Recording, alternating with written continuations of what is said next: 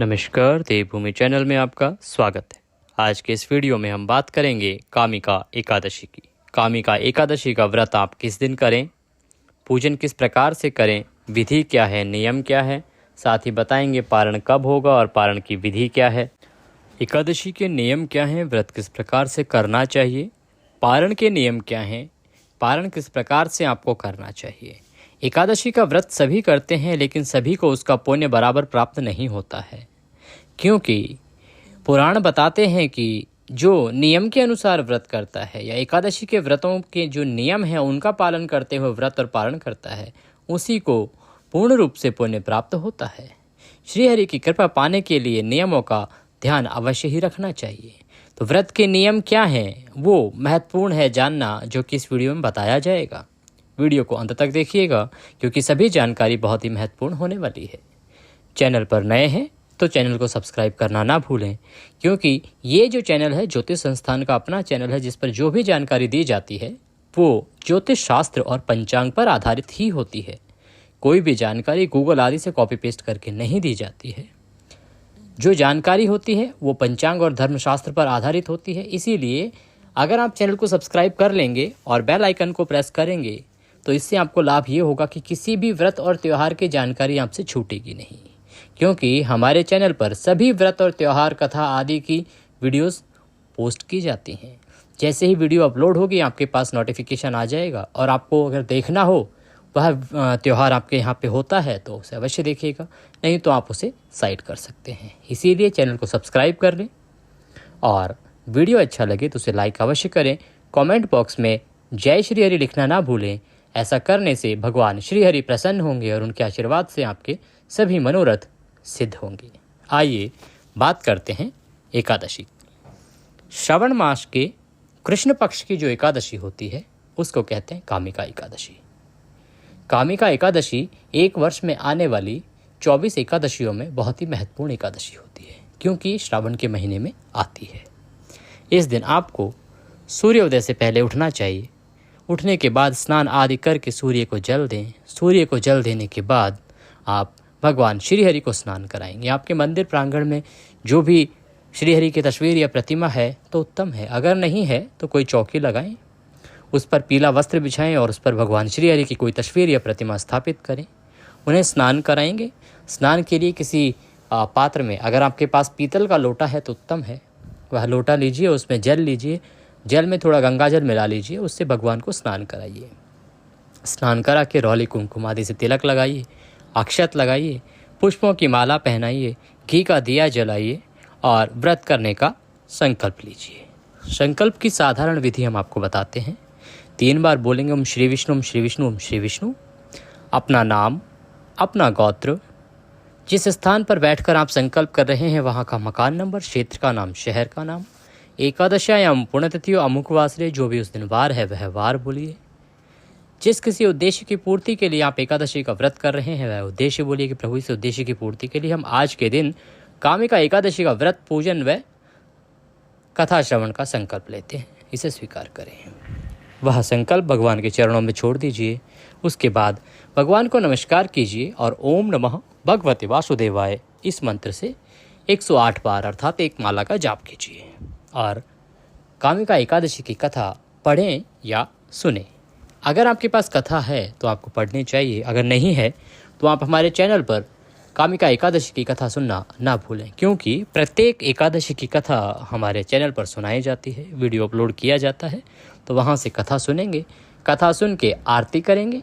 आरती करने के बाद भगवान को भोग लगाएंगे। भोग पहले दिन फल का लगेगा। फल का भोग लगा के बंधु बांधवों में सभी में प्रसाद वितरित करेंगे। सबको प्रसाद बांटने के बाद आप अपने दैनिक कार्यों में लग जाएंगे। दैनिक कार्यों को करते हुए आपको विशेष नियमों का पालन करना है। एकादशी जो व्रत है उसके नियम आरंभ हो जाते हैं दशमी तिथि से, अर्थात जिस दिन आप व्रत कर रहे हैं उससे एक दिन पहले। आपको दोपहर के बाद भोजन ग्रहण नहीं करना चाहिए, नियम ही कहता है। परंतु आजकल बहुत सारी परेशानियां हैं, स्वास्थ्य संबंधी परेशानियां हैं, इसीलिए बहुत अधिक समय तक भूखा नहीं रह सकते। तो आप एक दिन पहले रात्रि का भोजन तो करें, लेकिन उसमें तामसिक पदार्थों का प्रयोग बिल्कुल भी ना करें। लहसुन प्याज आदि पूर्ण रूप से वर्जित है। उसके बाद रात्रि को दंत धावन करके सोएं, सुबह ब्रह्म मुहूर्त में उठें। यह दूसरा नियम है।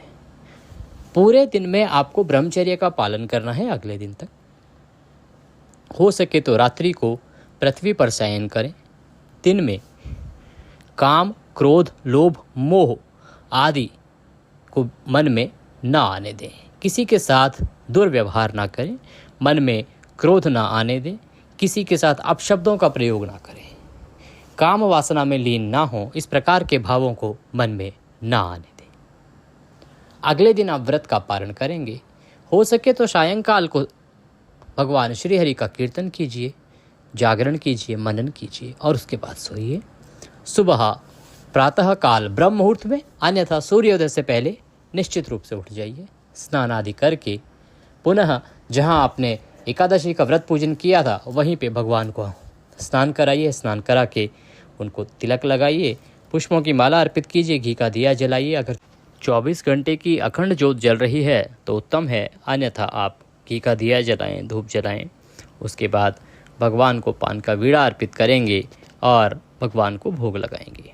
भोग में क्या बनाएंगे? देखिए, एकादशी में चावल वर्जित है, वहीं जब आप द्वादशी को व्रत का पारण करते हैं तो पारण में भगवान को चावल के भोग लगाया जाता है। इसका विशेष महत्व है। हो सके तो आप पीले चावल बनाएं, वह भगवान को अर्पित करें। घी भूरे चावल का भोग भी लगा सकते हैं। इसके अलावा आप फल का भोग भी लगा सकते हैं। जब भोग लगाएं उसमें ध्यान रखना है आपको कि तुलसी दल अर्थात तुलसी का पत्ता अवश्य रखना है। भगवान श्री हरि विष्णु को तुलसी के पत्ते के बिना भोग नहीं लगाया जाता है, क्योंकि तुलसी के पत्ते के बिना भगवान श्री हरि भोग स्वीकार नहीं करते हैं। तुलसी का पत्ता उसमें रखें, फिर थाली सजा के भगवान के सामने लगाएं, उन्हें भोग लगाएं और भोग लगाने के बाद आप किसी ब्राह्मण को भोजन कराएं।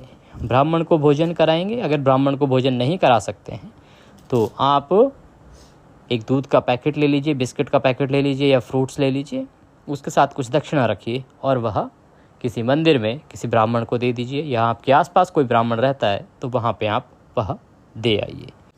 इसके बाद सभी बंधु बांधवों में प्रसाद वितरित कीजिए। प्रसाद वितरण के बाद आप स्वयं व्रत का पारण करेंगे।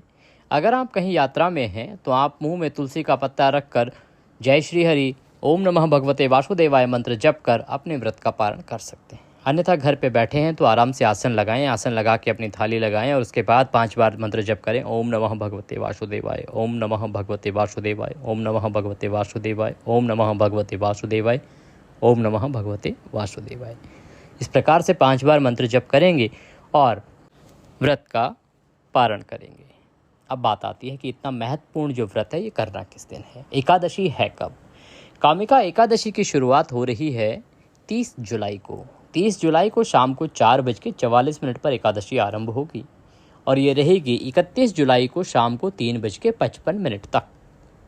इस प्रकार से उदय तिथिमान को ध्यान में रखते हुए, क्योंकि 31 को सूर्य उदय एकादशी तिथि में होगा, इसीलिए एकादशी का व्रत किया जाएगा 31 जुलाई को। 31 जुलाई को आप कामिका एकादशी का व्रत करेंगे और इसका पारण करेंगे 1 अगस्त को। पारण का समय ध्यान रखना बड़ा आवश्यक है। देखिए, पारण का नियम ये कहता है कि पारण द्वादशी तिथि में किया जाना चाहिए और सूर्योदय के बाद किया जाना चाहिए। द्वादशी तिथि के पहले 5 घंटे में नहीं किया जाना चाहिए। इन 3 नियमों का विशेष रूप से आपको ध्यान रखना चाहिए पारण में। और उसके बाद आता है उसका उत्तम मुहूर्त, जो हम आपको अभी बताएंगे। अगर आपको उत्तम मुहूर्त ज्ञात ना भी हो या निकल भी जाए तो भी आप इन 3 चीज़ों का ध्यान रखें। अगर इन 3 चीज़ों से बच जाते हैं, आप इन 3 कंडीशंस, इन 3 नियमों को आप ध्यान में रखते हैं तो आप पारण कर सकते हैं। पहला, द्वादशी तिथि में पारण करें, सूर्योदय के बाद करें और द्वादशी तिथि के पहले 5 घंटे में पारण ना करें, क्योंकि वो हरिवासर का समय होता है। अब पारण करेंगे आप 1 अगस्त को और पारण का शुभ समय रहेगा प्रातः 5:36 से और 7:50 तक। ये थी जानकारी कामिका एकादशी के बारे में कि कामिका एकादशी कब है, व्रत कैसे करना है, पूजन कैसे करना है। जानकारी अच्छी लगे तो उसे लाइक अवश्य करें। कमेंट बॉक्स में जय श्री हरि लिखना ना भूलें। वीडियो क्योंकि सभी के लिए लाभप्रद है, अगर हो सके तो आप इसे अधिक से अधिक प्रसारित करें, प्रचारित करें, क्योंकि ईश्वर भक्ति को जितना आप प्रचार प्रसार करेंगे उतना ही अधिक आपको पुण्य लाभ, पुण्य फल प्राप्त होगा। अभी के इस वीडियो में इतना ही। अगले वीडियो में फिर होगी आपसे मुलाकात। तब तक के लिए जय श्री हरि।